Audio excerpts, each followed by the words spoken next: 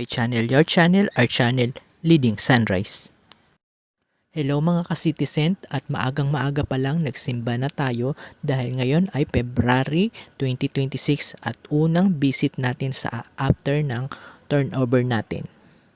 At ayun nga guys, namali tayo ng baba sa LRT, nakababa tayo ng EDSA, dapat ay Hilpuyat at doon tayo sasakay ng DLTV bus. Ayala sa rin. Si Bin.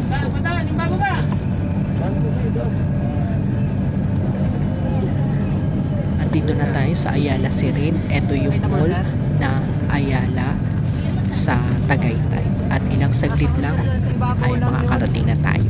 Naka-tape sir na ano yun, may tape yung mga kahon-kahon na yun. Tapos sir, oh sir, malapit yun sa pader yun. Sa pader na kapila ng ano, ng living room, likod doon. Yun ang kahaan doon. Nasa puti ka sir. Diretso lang sir, diretso lang. Bag, sumi. Oh sir, yung may tape na ano, na asol ba na anak.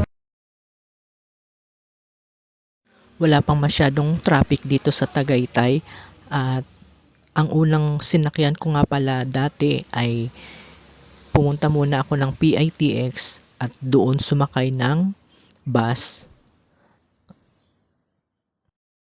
Kaso naman yung bus doon, lahat yata ng terminal dito sa Cavite ay binababaan at lahat ay pinapasakay. Kaya umabot ako ng tanghali bago makarating sa bayan.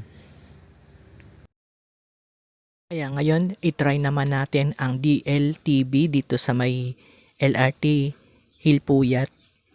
Kung mas okay ba dito, walang traffic at mas mabilis ang biyahe.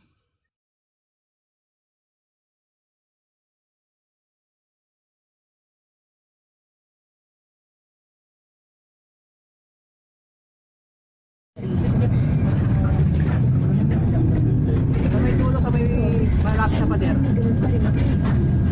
Square siya na box.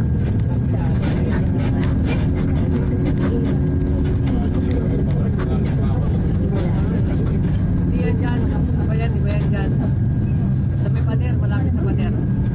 Walang kanto na.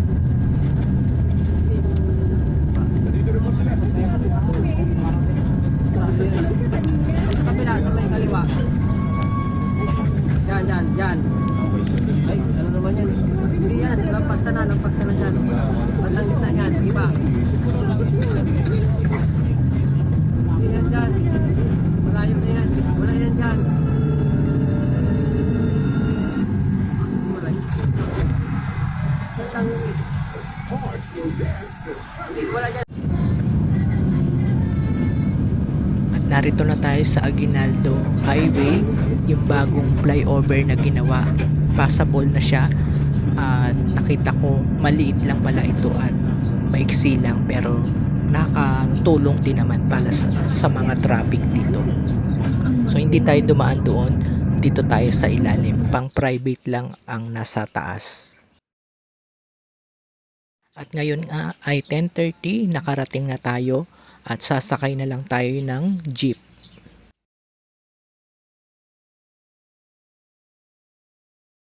At pumunta rin tayo ng munisipyo para kumuha ng sedula para sa ating water connection.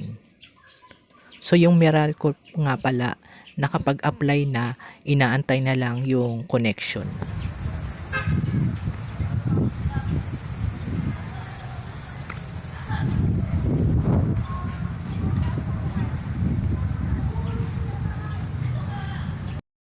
At before lunch nga, natapos na natin ang lakad natin sa munisipyo.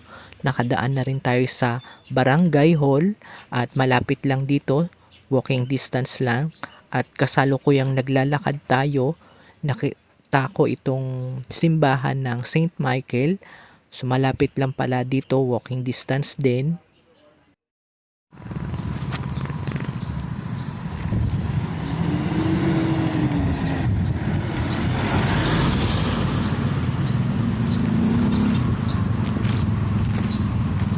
Ito nga pala ang shortcut papuntang Maynila sa ating gawing kanan. Bukod pa sa Citybex na passable na ngayon.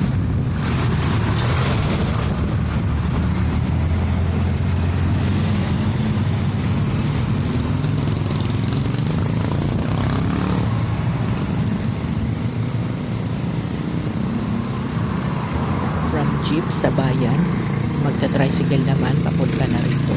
At bumaba nga tayo sa barangay hall at nilakad na lang natin. So nakita pa tayong porent dito na malapit-lapit lang sa amin.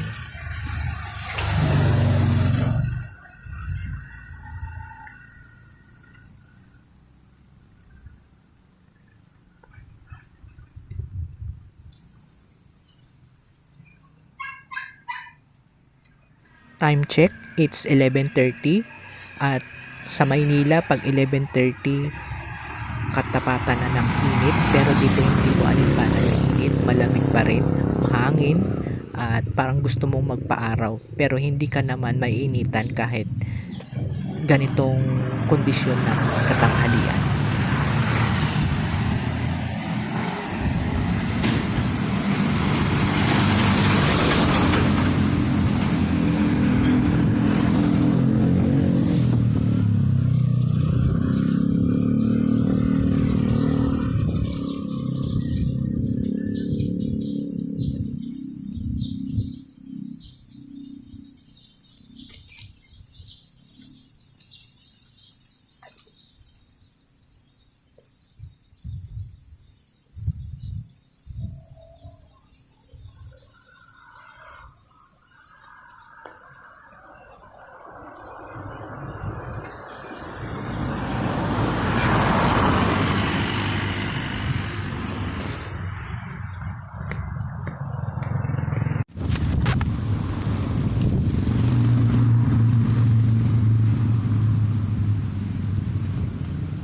At sa wakas naging okay yung ating mga lakad at nakarating na rin tayo.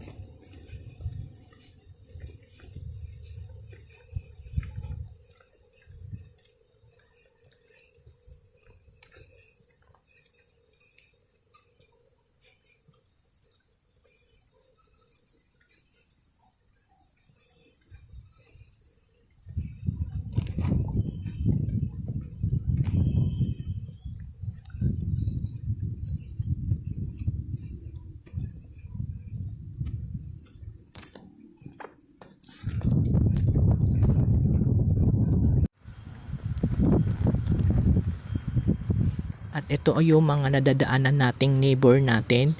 Maganda na yung kanilang mga design. At yung iba is wala pang mga pinapagawa sa kanilang bahay. So ayan nga at nakarating na tayo. Ang unang nakita natin ay meron ng alikabok at may mga insekto nang pumasok. So kailangan din nating maglinis.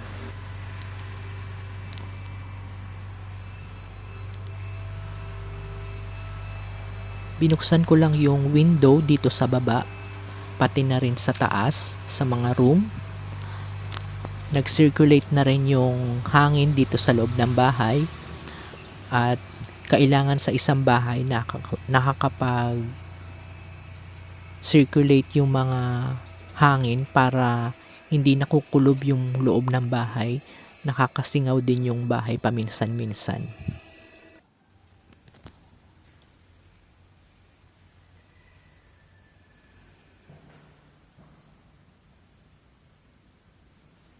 Ayan, nakikita nyo na maliit lang yung ating bahay pero proud tayo na nagkaroon na tayo ng sariling bahay. At ito, ang aking kapaligiran dito, wala pa tayong mga katabihang bahay. Kaya naman nag-request tayo na paputulan itong mga grass dahil baka hindi safe kapag mataas yung grass. So, na gawan naman ng paraan. At eto nga, pinadagdagan pa yung ating mga gilid ng tambak para nga tumaas-taas yung level ng lupa.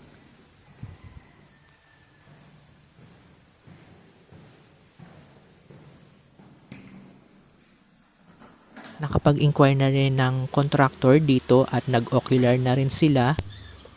Ngunit hindi inabot ng ating budget.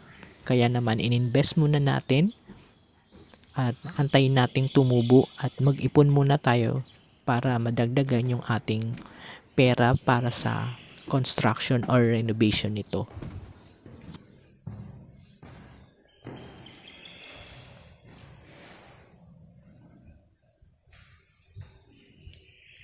Ito, akyat naman tayo at meron ding mga insect ditong pumasok at mga alikabok, so kailangan na rin nating maglinis dito, magwalis at magpunas. So next nating pagpunta, bibili naman tayo ng mga panlinis. So habang wala pang tubig, walis-walis at punas lang, hindi pa naman kailangan ng mag-mop. Okay pa naman siya.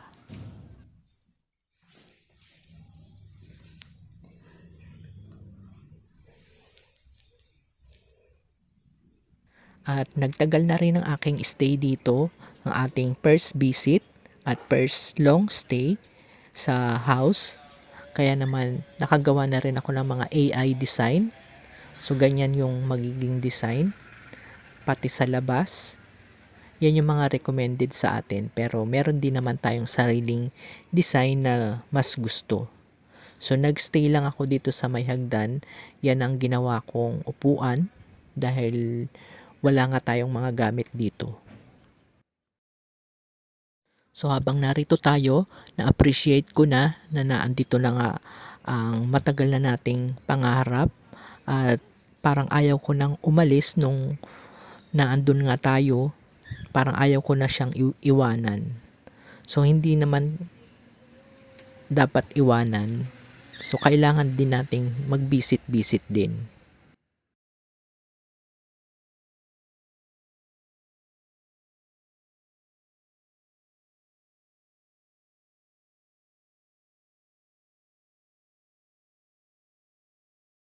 At eto na nga, nakauwi na tayo.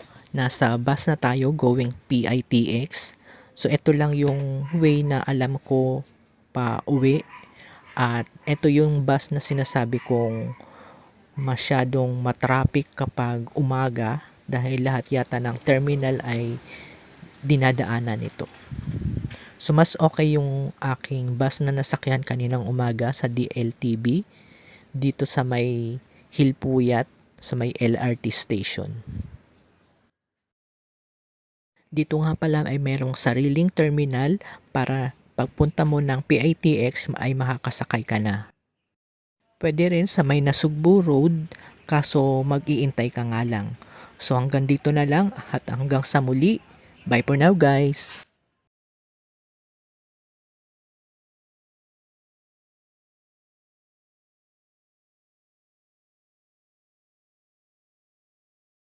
Please like, share, and subscribe to our channel and click the notification bell para updated kayo sa ating mga videos. Thank you for watching!